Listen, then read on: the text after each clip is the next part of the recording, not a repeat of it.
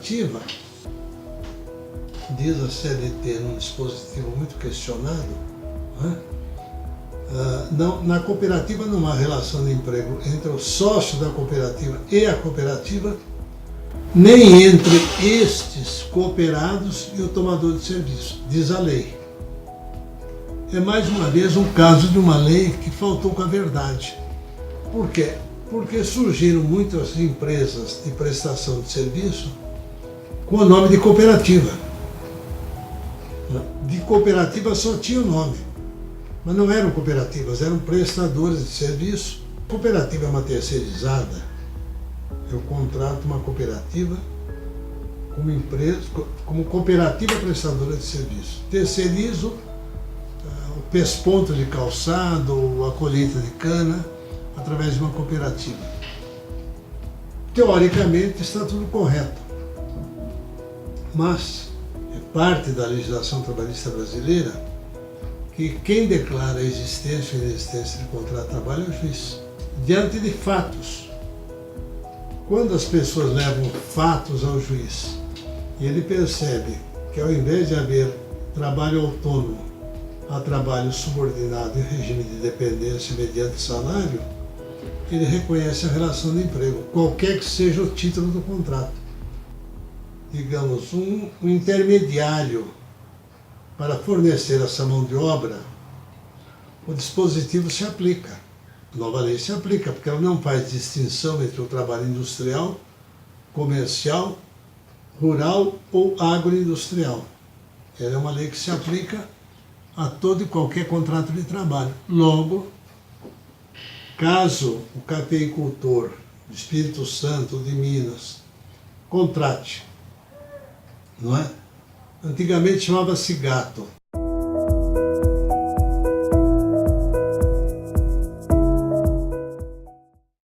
O Código Civil disciplina várias espécies de contrato, inclusive o contrato de prestação de serviços. É disciplinado pelo Código Civil. O contrato de trabalho não, porque o contrato de trabalho pertence a uma outra realidade que é o chamado direito social. Não é? Então, o contrato de trabalho, ele tem o trabalhador como alguém que necessita de um cuidado especial, de um amparo, de uma tutela. Essa é uma ideia consolidada. Eu não sei se um dia isso vai ou não vai desaparecer, eu tenho a impressão que não. Mas há algo que acontece, não é? Que é a substituição desse trabalhador pela máquina. Eu entendo que quando amparamos demasiadamente o trabalhador, nós criamos um incentivo muito forte para a sua substituição pela máquina. Não é?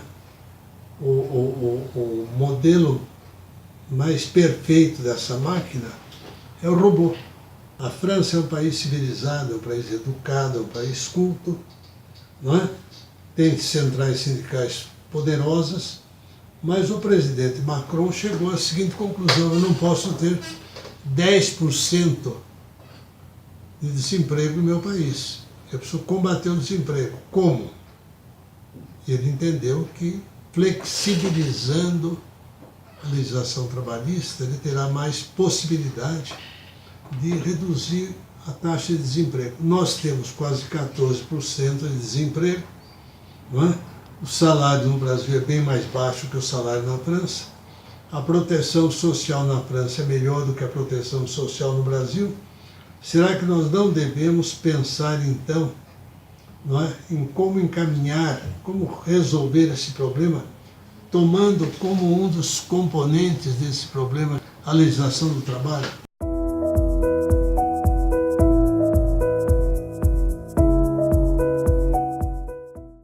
Esta lei é um primeiro passo.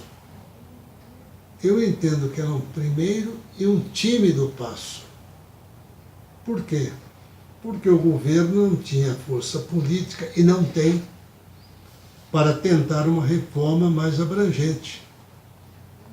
Veja o que está acontecendo na reforma da Previdência Social. O governo não consegue aprová-la, mesmo fazendo muitas concessões, não é? Aos deputados e senadores. Nós temos uma Constituição que não está certa lá no início, que não está certa no ato das disposições constitucionais transitórias e que acaba cometendo uma terrível injustiça. Por quê? O cidadão tem uma empresa, ele é atingido por uma crise como essa que estamos atravessando, não consegue manter aquela folha de pagamento, não fatura o necessário para manter a folha de pagamento. Ele se vê obrigado a mandar os seus melhores empregados, mão de obra que ele formou, ele se vê obrigado a demitir. E ainda a pagar uma multa por uma demissão que ele está praticando contra a sua vontade.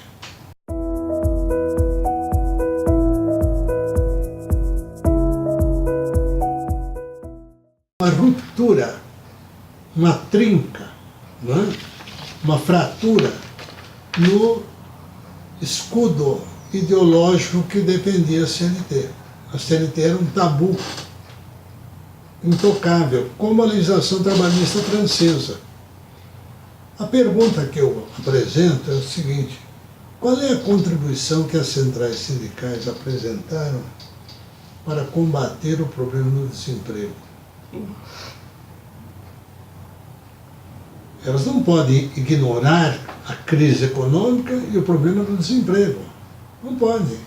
E não trouxeram nenhuma contribuição. A única contribuição apresentada foi combater toda e qualquer reforma. O grande mérito da reforma do presidente Temer é que ele deu início a um trabalho que parecia ser impossível diante das resistências ideológicas.